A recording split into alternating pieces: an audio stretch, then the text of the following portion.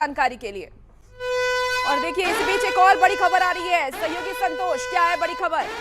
और इस वक्त की एक और बड़ी खबर, अनंत सिंह मोकामा से जीत चुके हैं। बड़ी खबर इस समय आपकी टेलीविजन स्क्रीन पर, अनंत सिंह मोकामा से जीत चुके हैं। मोकामा जो सबसे हॉट सीट थी और वहां से अनंत सिंह ने विजय हासिल कर ली है। अनंत सिंह की बड़ी जीत मोकामा से। इस वक्त की बड़ी खबर आपकी टेलीविजन स्क्रीन पर, अनंत सिंह जो कि फिलहाल जेल में है, लेकिन मोकामा में क्या कुछ नहीं हुआ और आखिरकार अनंत सिंह ने वहां से बड़ी जीत दर्ज की है। मोकामा से यह बड़ी खबर, जेडीयू के लिए सुखद खबर। अनंत सिंह ने एक बार फिर से मोकामा से परचम लहराया है और अनंत सिंह मोकामा सीट से कभी चुनाव हारे नहीं है। इस बार उनका जो जीत का अंतर है वो 29,710 वोट है। मोकामा में जेडीयू ने अपना तीर चलाया, अनंत सिंह ने बड़ी जीत हासिल की है। बड़ी खबर, सबसे महत्वपूर्ण खबर इस समय आपकी टेलीविजन स्क्रीन पर, अनंत सिंह ने एक बार फिर से विजयी तिरंगा फहरा दिया है मोकामा में, विजयी ध्वज फहरा दिया है मोकामा में। मोकामा से अनंत सिंह जीत गए हैं और जीत का मार्जिन है 29,710 वोट।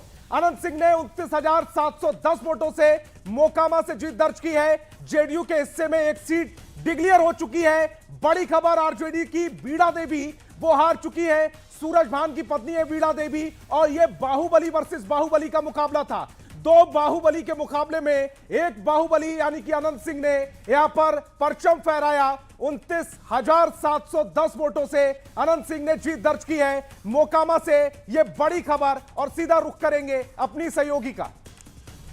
तो बिल्कुल संतोष, मोकामा से एक बार फिर से अनंत सिंह जीत गए हैं और एक बार फिर से देखिए मोकामा अनंतमय हो गया है। एक बार फिर से आपको विधानसभा लेकर चलते हैं जहां सहयोगी विभा वहां पर मौजूद है। विभा, कैसी तस्वीरें देखिए? अब तो एक जीत भी हो गई है जेडीयू की तरफ से, मोकामा सीट भी जीत लिया गया। अनंत सिंह फिर से विधायक बनने वाले हैं।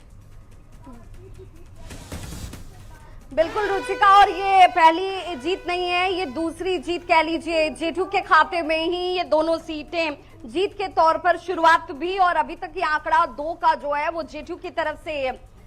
और ये जिस तरीके से, और देखिए हमारे साथ चूंकि लोक जनशक्ति पार्टी से भी जुड़े हुए हैं नेता, तो मैं जरा उनसे जान लूं कि मोकामा में 2 बाहुबलियों के बीच ही एक तरीके से फाइट थी। उनमें अनंत सिंह अपने आप को पहले से कह रहे थे कि हमारे अलावा कोई दूसरा विकल्प नहीं है क्योंकि जनता के दिल में हम बसते हैं।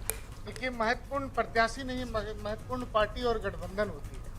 और जिस तरीके से तो अनंत सिंह का कोई क्रेडिट नहीं, अनंत सिंह की भी क्रेडिट है, लेकिन जो हवा बनी बिहार में वो सरकार की नीतियों के आधार पर बनी। और सबसे बड़ा क्रेडिट है एनडीए गठबंधन के जो 5 सहयोगी दलों के नेता हैं, उन्होंने जो साझा कार्यक्रम चलाया उसका असर इस मतदान में।